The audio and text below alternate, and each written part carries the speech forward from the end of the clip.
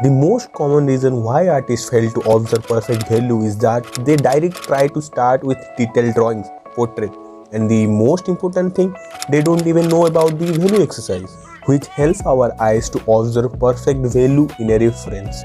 Now look at this hyper realistic drawing that I made. You must be thinking इसमें details की importance सबसे ज़्यादा है, but no, जब तक एक अच्छी वैल्यू की फाउंडेशन नहीं बन जाती तब तक कोई भी ड्राइंग सही नहीं लगता है। प्लस अगर आप वैल्यूज़ को सही से समझते हैं ना, आप वैल्यूज़ के साथ खेल भी सकते हैं, लाइक एक्सपेरिमेंट भी कर सकते हैं। जैसे कि ये पोर्ट्रेट की इमेज एंड ये पोर्ट्रेट की ड्राइंग जो मैंने बनाया है, आप इसमें ऑब्जर्व कर सकते हैं कि मैं इसकी वैल्यूज़ को कैसे इंक्रीज किया हूँ। तो इसलिए आपको वैल्यू को समझना बहुत जरूरी है। मतलब रेफरेंस देख के आपको पता लग जानी चाहिए कि हाँ, इस जगह पे इतनी डार्कनेस होगा और उस जगह पे उतनी लाइटनेस, और उसके लिए वैल्यू स्टडी करना बहुत बहुत बहुत ही इंपॉर्टेंट है।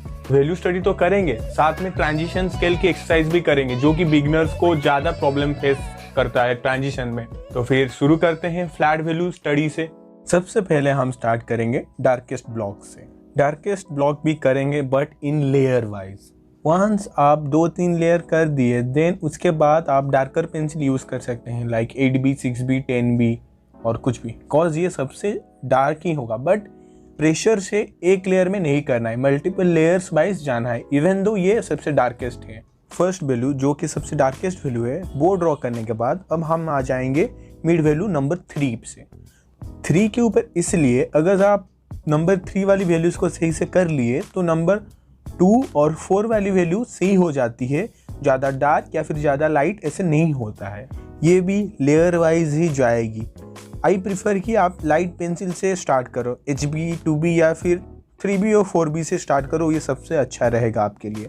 मैं यहाँ पे 2B से स्टार्ट किया हूँ, कॉज जो फर्स्ट लेयर्स होते हैं मैं उसके ऊपर ज़्यादा काम करता हूँ, मतलब ज़्यादा टाइम देता हूँ एंड लाइट शेड सी रखता हूँ, देन उसके बाद मैं 4B या फिर कुछ भी यूज़ करता हूँ। अब सही वैल्यू ड्रॉ करने के बाद ये जो मिड वैल्यूज़ होते हैं इसको कैसे फ्लैट करें, ये सबसे बड़ी दिक्कत आती है। सबसे बड़ी चैलेंजिंग होती है अपने बिगिनिंग स्टेज में। तो मैं आपको पास से दिखाता हूँ कि इसको कैसे फ्लैट करना है। जब आप अपनी सिर्फ पेंसिल से मैक्सिमम स्मूथनेस को अचीव करने के लिए ट्राई करते हैं, देन थोड़ी अनइवन डार्कनेस क्रिएट होगा ही होगा, और उसी अनइवन डार्कनेस को हम नीडेबल इरेजर से इरेज करेंगे। जो पॉइंट पे अनइवन डार्कनेस क्रिएट हो गया है उसी पॉइंट में ही सिर्फ नीडेबल इरेजर हल्का सा लाइटली टच करवा देंगे, सो दैट कि वो उसी जगह से वो डार्कनेस को लिफ्ट कर दे। देन उसके बाद और एक पेंसिल का लेयर देंगे, वो जो लाइट जो ज़्यादा हो गया है उसको कवर अप करने के लिए।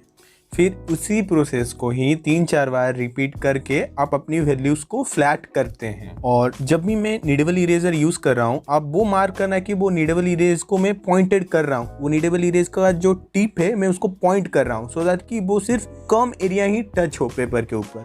उसके बाद जो मैं पेंसिल से लेयर दे रहा हूँ, मैं हमेशा लाइट शेड वाली पेंसिल ही यूज़ कर रहा हूँ। वो HB हो सकता है या फिर HB हो सकता है या फिर 2B हो सकता है। देन अगर मुझे ज़्यादा डार्कनेस चाहिए तो मैं मैक्सिमम 4B तक ही जा रहा हूँ। फिर जब कोई दूर से देखेगा तो ये फ्लैट दिखते हैं। अब नंबर 2 पे आते हैं। ये जो नंबर 2 वाले होते हैं इनको भी वही सेम लेयर वाइज ही जाना है, layer wise layer darkness create करना है। ये बात को ज़रूर ध्यान में रखना, नंबर 2 का डार्कनेस इंक्रीज करने के चक्कर में नंबर 3 का डार्कनेस इंक्रीज मत कर देना, वरना वैल्यू बिगड़ने लगेगा। जितना डार्कनेस हमको चाहिए था उतना डार्कनेस हम पेंसिल से क्रिएट कर लिए, देन इसके बाद हम फ्लैट करने के लिए ट्राई करेंगे। ये डार्कर वैल्यूज में थोड़ा फ्लैट करना डिफिकल्ट होता है। क्यों होता है आपको आगे पता चलेगा। पास से कुछ ऐसे दिखते हैं। अब इनमें से आप देख पा रहे हैं ये जो डार्कर वैल्यूज है उसी के अंदर भी अनइवन डार्कनेस क्रिएट हो गया है, और उसी अनइवन डार्कनेस को ही हमको नीडेबल इरेजर से लिफ्ट कर लेनी है। जब आप नीडेबल इरेजर से वो अनइवन डार्कनेस को लिफ्ट करोगे, आपको लगेगा कि ये थोड़ा ज़्यादा ही लाइट हो जा रहा है, कॉज ओबियसली लगेगा ही, क्योंकि जब आप लिफ्ट करोगे उसके चारों तरफ डार्कर वैल्यूज़ है, तो वो हल्का सा भी जब लाइटनेस इंक्रीज होगा तो लगेगा कि ये बहुत ज़्यादा लाइट हो गया है। तो आपको पैनिक होने का कोई ज़रूरत नहीं है, ये होगा ही। देन इसको हम कैसे कवर अप करेंगे आगे देखेंगे। अब इसके ऊपर पेंसिल के और एक लेयर्स देंगे। जो पेंसिल हम यूज़ करेंगे यहाँ पे, आई प्रीफर कि आप लाइट पेंसिल यहाँ पे यूज़ करो। मतलब मान लो कि ये वैल्यू है लगभग 6B के पास, तो मैं यहाँ पे HB पेंसिल यूज़ करूँगा, या फिर नहीं तो 2B, यहाँ पे मैं HB यूज़ कर रहा हूँ, सो दैट कि वो ओवरऑल डार्कनेस को बढ़ाए ना, और जो बीच बीच में वैल्यूज़ कम हो गई है उसको कवर अप कर दे। बस यही ट्रिक है, यही प्रोसीजर को आप फॉलो करते जाना और आपकी फ्लैटनेस आती जाएगी। फिर अगर आपको लगे कि नंबर 3 वाली ब्लॉक की वैल्यूज़ को थोड़ी बढ़ानी है तो आप बढ़ा सकते हैं। जैसे जैसे हम नंबर 1, 2, 3 ब्लॉक किए, ये 4 नंबर ब्लॉक भी वैसे ही करना है। बस ये ध्यान रहे कि 4 नंबर वाली ब्लॉक की वैल्यू 3 से लाइट ही होगी और सबसे लास्ट जो नंबर 5 है उससे थोड़ी डार्क होगी, दैट्स इट, और फ्लैट रहनी चाहिए। और नंबर 5 तो आपकी जो पेपर की वाइटनेस है सबसे ब्राइटेस्ट वो है। तो मैं यहाँ पे क्या कर रहा हूँ, मैं बस यहाँ पे एक बॉर्डर लाइन क्रिएट कर रहा हूँ, दैट्स इट। अब ये ना एक बहुत ही फन एक्सरसाइज है। इसमें करना क्या होता है, इसमें आपको हैचिंग करनी है। जब आप हैचिंग कर रहे हो उसमें जो स्टार्टिंग होगी वो नंबर 1 वाली वैल्यू जैसे स्टार्टिंग होगी, और जैसे जैसे एंड होगी वो नंबर 2 जैसे दिखनी चाहिए। उसी तरह नंबर 2 के नीचे जब करोगे, स्टार्टिंग होगी नंबर 2 की वैल्यू के साथ, और जैसे जैसे एंड होगा वो नंबर 3 जैसे दिखनी चाहिए। सिमिलरली 3 के साथ 4 को, 4 के साथ 5 को। ये आपकी ट्रांजिशन एक्सरसाइज में बहुत हेल्प करता है, इतना कि मैं बता नहीं सकता हूँ कि इसका इंपॉर्टेंस कितना है। और ट्रांजिशन में ही बहुत जन का प्रॉब्लम्स आती है, इसीलिए ये वाली एक्सरसाइज आपके लिए बहुत इंपॉर्टेंट है अगर आप अपनी ट्रांजिशन को सुधारना चाहते हैं तो। ये और एक बहुत ही बढ़िया बेहतरीन एक्सरसाइज है आपकी हैंड प्रेशर एंड शेडिंग को इम्प्रूव करने के लिए। इसमें हम कर क्या रहे हैं, इसमें हम darkest value and lightest value को ला रहे हैं, वो भी सिर्फ एक सिंगल लेयर में। हाँ, सिर्फ एक सिंगल लेयर, एक बार ही पेंसिल ऊपर से नीचे जाएगी और दूसरी लेयर नहीं लगेगी। तो इसलिए थोड़ा मतलब डिफिकल्ट लगेगा, बट ये बाद में आपको बहुत ही हेल्प करेगा। आपका सबकॉन्शियसली ये इतना इम्प्रूव कर देगा शेडिंग, आप हिसाब भी नहीं लगा सकते। इसमें हमको सिर्फ एक ही चांस मिल रहा है, एक तो डार्क टू लाइट वैल्यूज़ को लाने के लिए और वो भी ट्रांजिशन को लाने के लिए। तो ये थोड़ा इसलिए ज़्यादा ट्रिकी है और आपको थोड़ा टाइम भी लगेगा, बट डोंट वरी, ये बहुत ही हेल्प करेगा आपको बाद में। ये एक्सरसाइज में कुछ कुछ एक्सेप्टेबल नहीं है, जैसे कि ये और ये। क्यों नहीं है?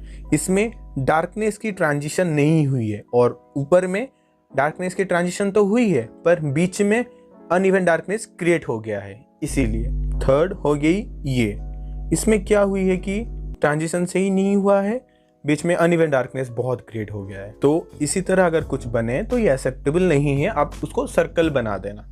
ये आपकी और एक बढ़िया सा एक्सरसाइज, इसमें भी हम ट्रांजिशन के ऊपर काम करेंगे, पर इसमें क्या है कि हम मल्टी लेयर्स यूज करेंगे। पहले में सिंगल लेयर्स यूज किए, इसमें मल्टी लेयर्स।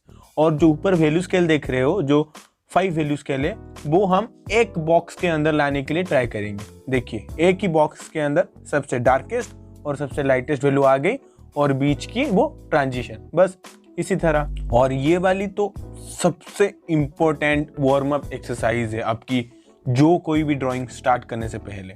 देखिए, ये जो डार्क वैल्यू आप देख रहे हैं ना, उसको अभी हम ड्रॉ करेंगे। सिर्फ वो डार्क वैल्यू को ही मैं देखूंगा, कोई ट्रांजिशन नहीं, कोई कुछ नहीं, सिर्फ वो डार्क वैल्यू, उसका डार्कनेस जितना है मैं उतना डार्कनेस ड्रॉ करूंगा यहाँ पे।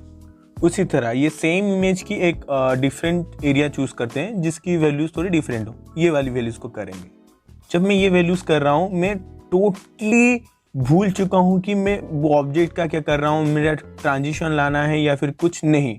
मैं सिर्फ वो कितना लाइट है, उसकी डार्कनेस कितनी है, मेरा सिर्फ इतना ध्यान में है, और मैं वो लाइट या फिर डार्कनेस को कैसे अचीव कर सकूँ, यही सिर्फ मेरे दिमाग में है। तो आपको वैसे ही करना है। तो इससे क्या होगा कि जो कोई भी आप ड्राइंग करोगे उससे पहले एक प्री वैल्यू स्टडी आपका हो जाएगा। मतलब आपका आइडिया हो जाएगा कि इस जगह पे इतनी डार्कनेस चाहिए और इतनी डार्कनेस के लिए ये पेंसिल या फिर इतनी लेयर चाहिए। तो ये बाद में जाकर बहुत अच्छा हेल्प करता है जब आप एक कंप्लीट ड्राइंग बनाते हैं।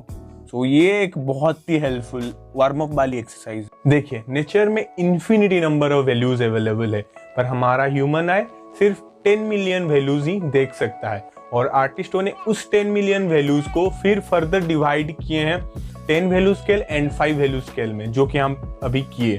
तो हमें वैल्यूज को कैसे फ्लैट करना है ये जान लिए।